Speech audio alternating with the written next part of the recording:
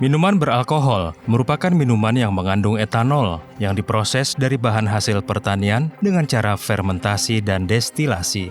Saat ini, minuman beralkohol dengan berbagai jenis seperti wine, tequila, dan bir dapat ditemukan di pasaran dan dijual dengan aturan yang cukup ketat.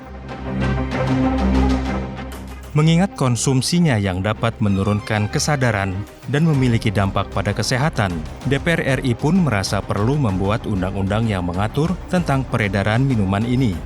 Pada tahun 2021, RUU Minol kembali masuk ke dalam prolegnas prioritas atau daftar undang-undang prioritas. Artinya, Badan Legislasi akan berusaha merampungkan rancangan undang-undang ini segera di tahun 2021.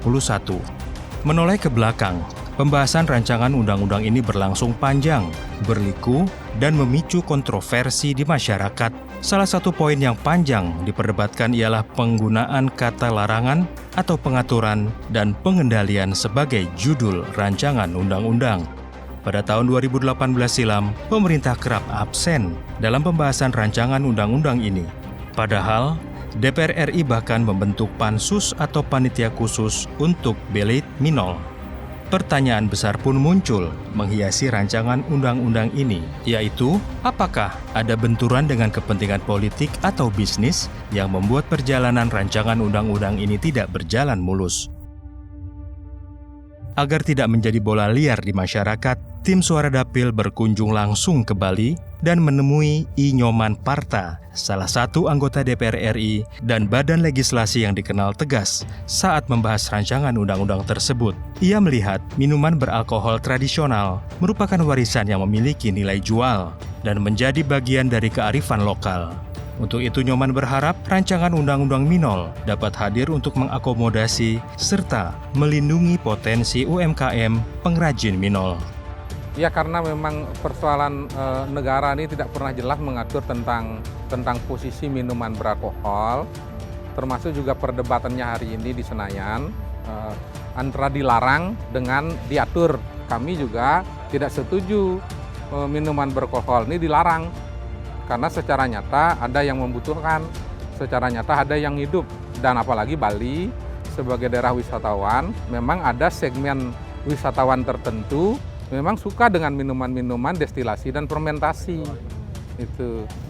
Jadi ini kalau dikelola dengan baik, sesungguhnya minuman beralkohol tradisional ini akan membawa kesejahteraan.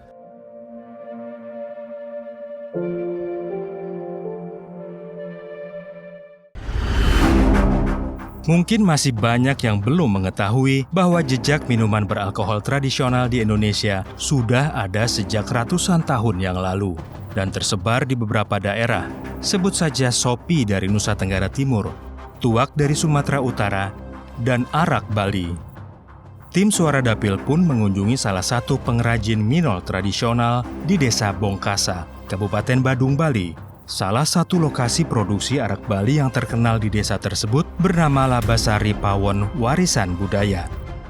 Kalau usaha pembuatan arak ini kami sebenarnya sudah dari turun-temurun dari para tetua kami ya, dari kakek buyut, kakek bapak sekarang turun ke kami dan kami teruskan sampai sekarang ini. Bahan baku dari arak produksi kami ini adalah berbahan baku 100% murni dari air nira kelapa, air nira ental, dan air nira enau. Untuk mempertahankan orisinalitasnya, pembuatan arak di tempat ini melalui proses fermentasi dan destilasi dengan bahan bakar organik. Tak hanya produksi, untuk mendukung pemasaran arak Bali dan meningkatkan kesejahteraan petani lokal, Iwayan Setiawan, pengrajin arak di Labasari, juga menghadirkan koperasi sebagai tempat penjualan produknya. Ini kan mau ada RUU yang akan membahas mengenai minuman beralkohol. Nah, ini harapan Bapak atau tanggapan Bapak mengenai RUU ini seperti apa? Begini ya, kami perajin sebenarnya setuju dengan RUU, balag RUU pelarangan minuman beralkohol itu. Kami setuju, tetapi setujunya kami bukan untuk melarang, bukan untuk dilarang, tapi kami setuju untuk diatur ditata kelola yang benar sehingga kami juga rakyat ini punya kesempatan untuk mendapatkan nilai lebih dari usaha yang sudah kami lakoni secara turun-temurun dari para tetua kami. Jadi pada intinya sebenarnya kami dengan semangat kebangsaan, kebersamaan, kami positive thinking, kami setuju dengan pengaturan.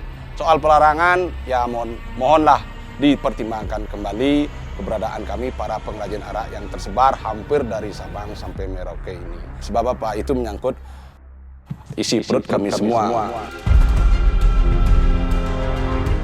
Keberadaan arak Bali diyakini mampu mendukung pariwisata di Pulau Dewata karena arak berpotensi menjadi ikon produk UMKM. Pemprov Bali pun telah menerbitkan Pergub Bali Nomor 1 Tahun 2020 tentang tata kelola minuman fermentasi dan destilasi khas Bali yang diharapkan dapat memperkuat dan memberdayakan perajin arak Bali. Dengan lahirnya peraturan tersebut, bukan hal yang sulit saat ini untuk menjumpai warung-warung yang menjual arak. Tak hanya itu, dengan inovasi yang berkembang di Bali, saat ini banyak varian dan liker arak yang disesuaikan dengan selera wisatawan mancanegara. Biasanya dapat berapa kalau dari jualan arak? Kalau awal-awalnya sih kadang ada yang beli, kadang yang enggak. Terus meningkatnya itu sejak dari 2020 bulan Agustus. Dulu waktu pertama buka karena masih ada support dari teman-teman juga sesama pebisnis usaha kecil, itu lumayan sih dapatnya. Ini biasanya dapat araknya dari mana? Ngolah sendiri atau gimana? Gini, saya ini bahan pokoknya itu arak. Saya ambil tuh di Sidemen, di Karangasem Sidemen. Terus di rumah itu saya olah lagi, saya infuse pakai buah. Nah itu ada yang buah salak, ada yang apel, ada raspberry, ada juga nih yang baru sekarang itu saya itu mix fruit dia. Itu benar pure buah tanpa jus, tanpa gula, benar buah semua. Jadi kalau misalnya nanti ada rancangan undang-undang itu pengennya yang seperti apa sih undang-undangnya? Yang mengatur kah atau yang melarang secara ketat atau mengatur secara ketat atau gimana harapannya sebagai penjual? Harapan sebagai penjual sih undang-undang ini nanti mengatur untuk jual beli minuman beralkohol di Bali, khususnya arak itu bakalan kayak gimana, regulasinya juga kayak gimana. Nanti kita sebagai penjual atau petani diberikan sosialisasi yang benar-benar bahwa kita tahu ada batasannya kayak cuma segini atau gimana, nggak boleh menjual misalkan dengan kadar alkohol lebih dari segini nggak bisa, atau kriteria araknya juga harus ada kriteria tertentu biar nggak sembarangan. Kan takutnya juga nanti kalau dibiarkan begitu saja ada arak campuran, oplosan atau metanol, itu yang berbahaya juga. Makanya kalau diatur siap mendukung. Geliat arak Bali sebagai salah satu primadona UMKM di Bali amat didukung oleh Nyoman Parta. Sebab selain dapat meningkatkan pendapatan daerah, tumbuhnya usaha ultra mikro arak Bali di desa-desa diharapkan mampu mengangkat potensi sumber daya alam khas dari desa tersebut, serta mengimplementasikan ekonomi berbasis kerakyatan. Ya, UMKM dan ultra mikro ketika di daerahnya nyata-nyata yang bisa tumbuh adalah lontar, ketika di daerahnya yang bisa tumbuh adalah aren, ketika nyata-nyata seperti di tempat ini yang bisa tumbuh adalah kelapa. Nah, agar buah kelapa itu memiliki nilai lebih, agar kelapa itu memiliki nilai lebih, ya prosesnya dibuatkan arak agar mendapatkan uang secara ekonomis lebih banyak.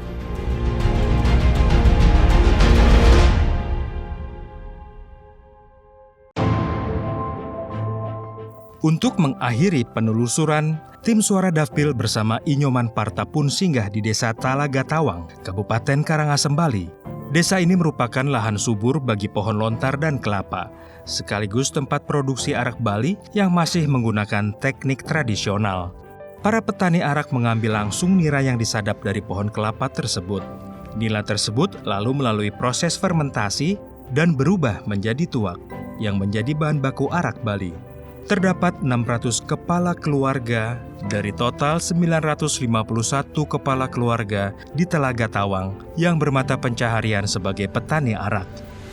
Para petani ini menggantungkan hidupnya pada produksi arak meskipun resiko yang mereka hadapi cukup berbahaya. Ya, petani arak saya. Sudah lama saya petani arak itu mulai saya masuk kelas 6. kelas 6 SD sudah memanjat kelapa gitu, mencari arak. Biasanya dapat berapa Pak sebagai petani arak sih? Satu hari gitu. 3 hari saya nyuling, begitu dapat saya 15 botol. Ya, kadarnya yang nomor 1. Dibayar berapa? Dibayar saya jual itu kadang-kadang 300, kadang-kadang 200, begitu aja. Yang nomor 1-nya gitu. Tapi sebagai petani arak menurut Bapak sudah mulai menguntungkan nggak sih ini sebagai produk asli Bali semenjak Covid niki merugikan karena mengeluarkan itu agak belum laku gitu. Karena Covid niki kan. Dulu yang menguntungkan.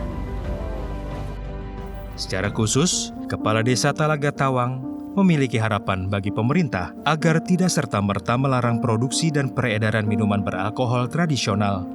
Karena hal itu dapat mematikan penghasilan para petani. Nah, jadi harapan kami terkait dengan bagaimana agar ke depan pendistribusian daripada arak ini betul-betul dilirik, diperhatikan oleh pemerintah. Karena kenapa? Satu-satunya mata pencaharian yang ada di desa kami itu adalah memproduksi arak. Dan petani yang saya sampaikan tadi ada sampai 600 kakak. Mereka bertumpu pada penghasilan arak saja. Kalau andai kata pemerintah tegas begitu misalkan, melarang berhentikan produksi arak ini, yang menjadi pertanyaan bagaimana kehidupan masyarakat kami ke depan. Pendapat tersebut amat relevan dengan kondisi Bali, di mana 92% kebutuhan minuman beralkohol di Bali dipenuhi produk impor dan hanya 8% minol yang diproduksi asli di Bali. Artinya, pendapatan cukai minol asli Bali hanya berkisar di angka 1,4 triliun rupiah dari total 7,06 triliun rupiah. Berarti RUU minol ini seharusnya memperhatikan kearifan lokal juga ya Pak? Oh iya, jelas dong. Mau undang-undang itu mau dibuat untuk siapa? Mau membuat undang-undang mengatur siapa? Jadi kalau memang secara nyata ada orang, ada warga, ada masyarakat yang hidup dari proses minuman beralkohol ini harusnya dilindungi. Jadi bukan dihadapkan dengan larangan. Sekali lagi urusan memabukkan ya minum edukasi urusan mengedukasi. Badan Legislasi DPR RI pun diharapkan turun langsung ke Bali untuk menyerap aspirasi masyarakat, khususnya petani arak dan pelaku usaha yang menggunakan arak sebagai bahan baku produknya. Kegiatan ini dilakukan agar rancangan undang-undang tentang minol dapat melindungi warga negara dari efek negatif minol, sekaligus melindungi unsur masyarakat yang pendapatannya tergantung pada minuman beralkohol tradisional.